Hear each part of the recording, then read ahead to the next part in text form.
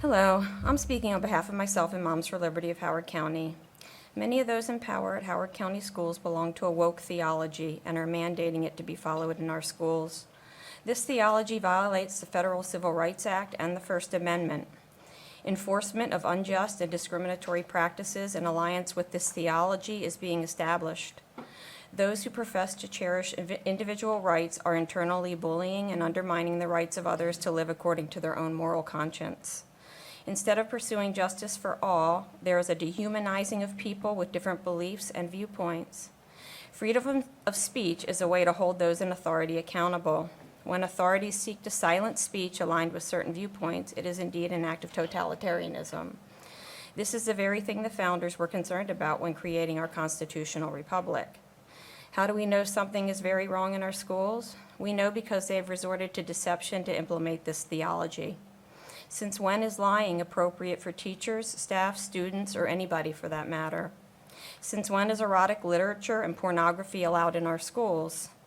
Since when is biological sex determined by feelings? How is it fair for boys to compete in girls' sports and steal their opportunities? Since when are those pushing chemical castration and genital mutilation on minors not deemed criminals? We know something's deeply wrong when what is good is called evil and what is evil is called good. In the arrogance of those running the schools, they've appointed themselves as a moral police over teachers, parents, and children. In May of 2024, California school teacher Jessica Tapia won a $360,000 lawsuit against her school when she was fired for questioning a school policy not to tell parents about the gender identity choices of their children. She argued that her freedom of speech and religious liberty were being violated through policies requiring her to forsake her moral and religious beliefs. The judge ruled this to be a violation of the Federal Civil Rights Act.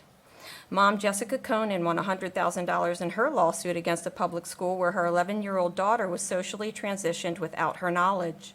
The school allowed her to use the boys' bathroom, used male pronouns to refer to her, and socially transitioned her away from her biological gender.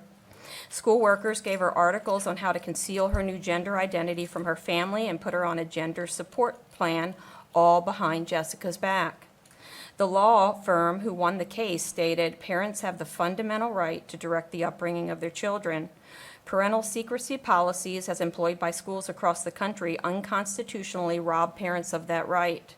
Howard County Public Schools is indeed engaging in the suppression of individual rights guaranteed to all people by the Constitution of the United States." Thank you.